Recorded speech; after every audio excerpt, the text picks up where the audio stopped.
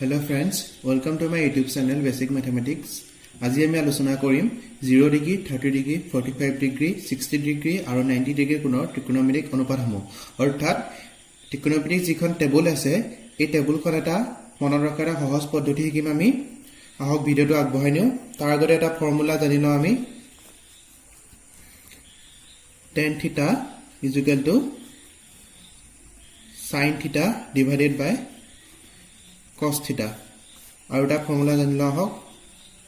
cot theta is equal to cos theta divided by sin theta. আহক ভিডিওটো আগবঢ়াই নিওঁ। ত্ৰিকোণমিতিক টেবুলখন মনত ৰখা বহুতো পদ্ধতি আছে। তাৰে ভিতৰত আটাইতকৈ সহজ পদ্ধতিটো আপোনালোকৰ মাজলৈ লৈ আহিছোঁ। হাতৰ 5টা আঙুলি ব্যৱহাৰ কৰি আমি সম্পূৰ্ণ টেবুলখন মুখস্থ কৰিব পাৰিম বা মনত ৰাখিব পাৰিম। হাতৰ 5টা আঙুলি এটা চেম্পল মই ইয়াত আঁকি লৈছোঁ।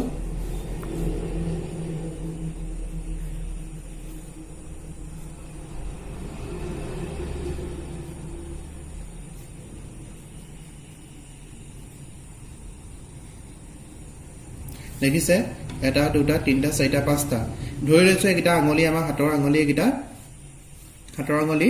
দেখিছে এইটো দিছো মই 0 ডিগ্ৰী, এইটো দিছো 30 ডিগ্ৰী, এইটো দিছো 45 ডিগ্ৰী, এইটো 60 ডিগ্ৰী আৰু এইটো 90 degree.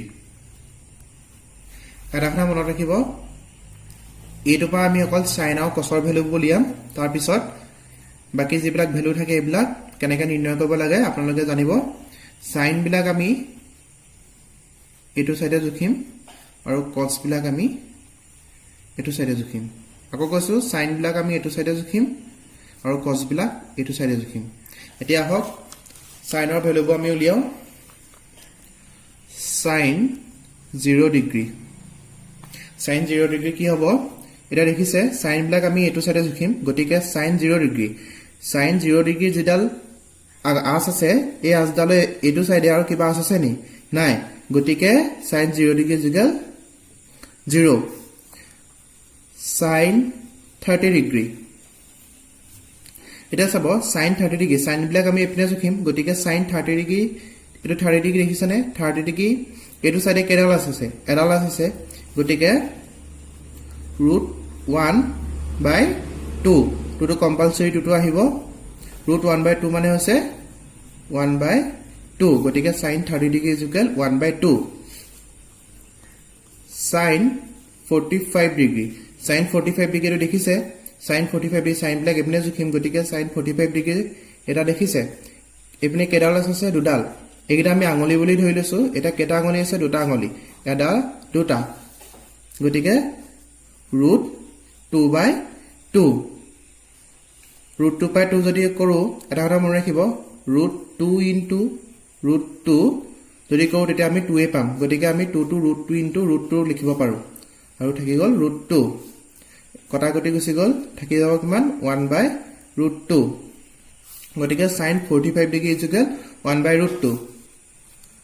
Sign 60 degree is equal to কিমান হ'ব? সাইন 60 ডিগ্ৰী এডাল দেখিছে, এপিনে কেইটা আঙুলি আছে? 3টা আঙুলি, গতিকে এটা দুটা তিনিটা, গতিকে কি হ'ব? √3/2। তাৰপৰা আছে সাইন 90 ডিগ্ৰী, সাইন 90 ডিগ্ৰী দেখিছে, সাইন বিলাক আমি এইটো সাইডে জুখিম, গতিকে এইটো সাইডে জুখিলে সাইন 90 ডিগ্ৰী কেইটা আঙুলি আছে? এটা দুটা তিনিটা চাৰিটা আঙুলি আছে, গতিকে √4/2। √4/2 হলে √4ৰ ভেলুটো হৈছে 2/2 ইজ ইকুৱেল 1। এতিয়া sine 0 degree is equal 0, sine 30 degree is equal 1/2, sine 45 degree is equal 1/√2, sine 60 degree is equal √3/2, sine 90 degree is equal 1। এতিয়া কচৰ ভেলু বিলাক আমি উলিয়াম। cos 0 ডিগ্ৰী, cos 0 ডিগ্ৰী আমি কি শিকিছিলো ইয়াত? কস বিলাক আমি এইটো সাইডে জুখিম, সাইন বিলাক আমি এইটো সাইডে জুখি আহিলো, এতিয়া কস বিলাক আমি এইটো সাইডে জুখিম। কাৰ্ভ চিহ্নডাল দেখিছে কোনফালে আছে? এতিয়া চাব cos 0 ডিগ্ৰী, cos 0 ডিগ্ৰী এইটো দেখিছে, কস বিলাক এইটো সাইডে জুখিম। কেইটা আঙুলি আছে? এটা দুটা তিনিটা চাৰিটা, cos 0 ডিগ্ৰী দেখিছে, তাৰপৰা এটা দুটা তিনিটা চাৰিটা, cos 0 ডিগ্ৰী ইজ ইকুৱেল কিমান হ'ব? ওলাই যাব 4 divided by 2 root 4 value to is 2 1 this is cos 0 degree is equal to 1 cos 30 degree cos 30 degree to keneka ahibo sabo cos 30 degree keta angoli ase eta duta tinta cos 30 degree eta duta tinta gotike root 3 by 2 cos 45 degree cos 45 degree দেখিছানে এটো আৰু ইপিনে কেটা আঙুলি আছে এটা দুটা cos black যেটো এটো সাইডে জুখি আহিছো আমি root 2 by 2 root 2 by 2 এটো কৈছিলো root 2 into root 2 যদি কৰো তেতিয়া root 2 এ হ'ব ভ্যালুটো থাকিব root 2 তা root 2 কাটাকটি গুছকল থাকিব 1 by root 2 গতিকে cos 45 degree is equal to 1 by root 2 এতিয়া ইলে cos 60 degree 2 to compulsory দেখিছে cos 60 degree cos 60 degree কেটা আঙুলি আছে এটা আঙুলি বাকি আছে গতিকে root 1 by 2 root 1 এর ভ্যালুটো আছে 1 গতিকে cos 60 degree is equal 1 by 2 অর্থাৎ half cos 90 degree cos 90 degree দেখিছানে cos 90 degree এপিনে কেটা আঙুলি আছে এপিনে এটাও আঙুলি নাই গতিকে cos 90 degree is equal 0 এতিয়া চাব sin আৰু cos ৰ ভ্যালু বিলাক পালো আমি শিকিছিলো sin ৰ অপোজিট টো আছে cosec লিখিছেনে এতিয়া চাব cosec ৰ ভ্যালু বিলাক কেনেকৈ উলিয়াম sin 0 degree is equal 0 গতিকে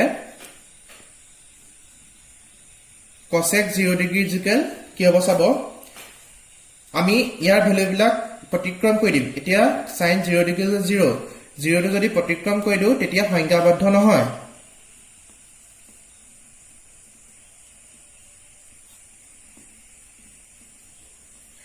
এতিয়া আহিব cosec 30 degree এতিয়া চাব cosec 30 degree sin 30 degree আছিল 1 by 2 যেহেতু sin ৰ অপোজিট টু cosec গতিকে sin 30 degree 1 by 2 cosec 30 degree 2 হ'ব 1 by 2 টো যদি প্ৰতিক্ৰম কৰি দিও তেতিয়া হ'ব 2 গতিকে cosec 30 degree is equal 2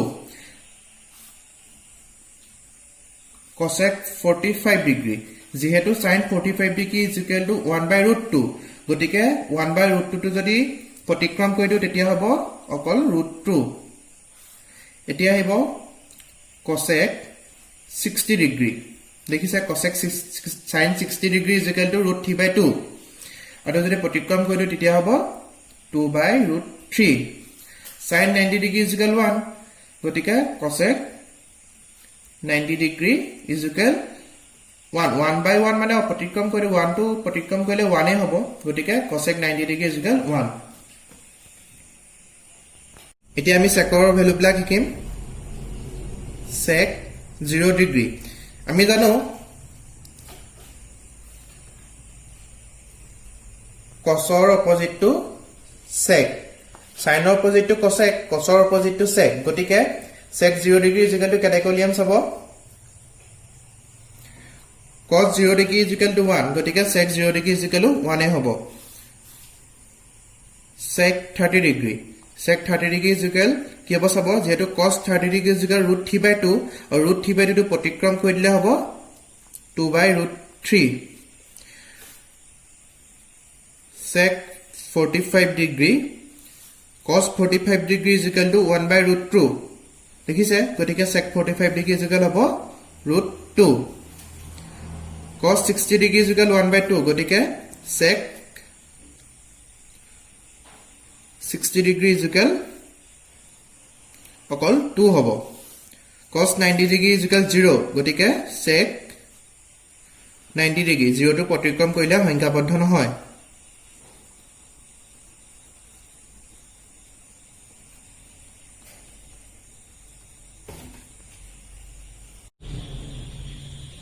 এতিয়া আমি শিকিম tan ৰ ভ্যালু বিলাক অকমান বেলেগ অলপ আগতে মই এটা ফৰ্মুলা দিছিলো যে tan theta is equal to sin theta divided by cos theta এটো এপ্লাই কৰি আমি tan theta ভ্যালু বিলাক উলিয়াম tan 0 degree টো হ'ব sin 0 degree divided by cos 0 degree sin 0 degree কিমান আছিল sin 0 ডিগ্ৰী ইকুৱেল 0 আৰু cos 0 ডিগ্ৰী ইকুৱেল 1 গতিকে tan 0 ডিগ্ৰী ইকুৱেল 0 এতিয়া চাব tan 30 ডিগ্ৰী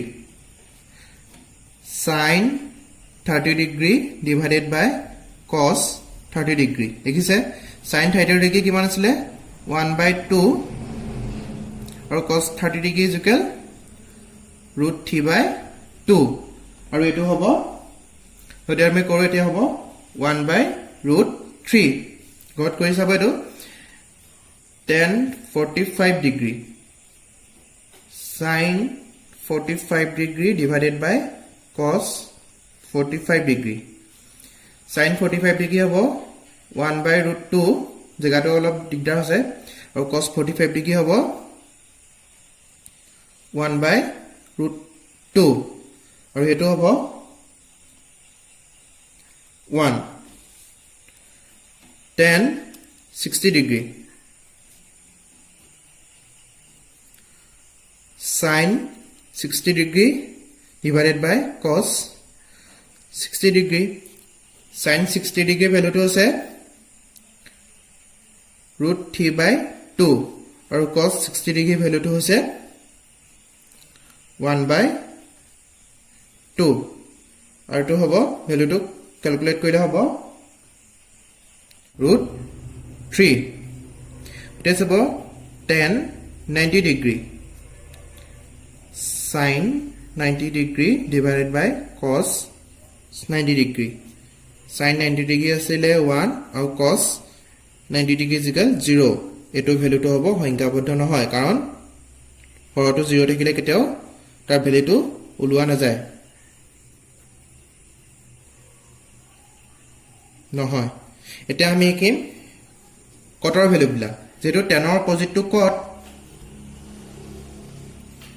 tan ৰ অপজিট টু cot গটিকে ইয়াৰ ভ্যালু বিলাক প্ৰতিক্ৰম কৰি দিলে আমি কটৰ ভ্যালু বিলাক পাই যাম cot 0 degree cos 0 degree equal সংখ্যাবদ্ধ নহয়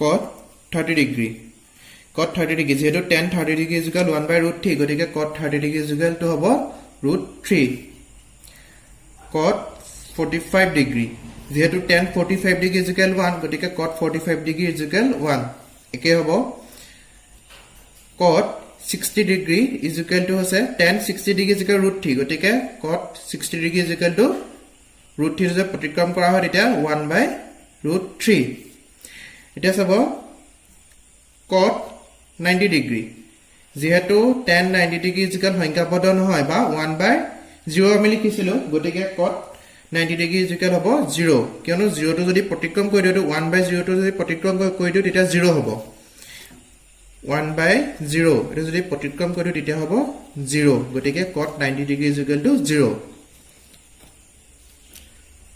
নিশ্চয় বুজি পালে আকৌ পুনৰ নতুন ভিডিঅ লৈ আপোনালোকৰ মাজলৈ আহিম আজিলৈ ধন্যবাদ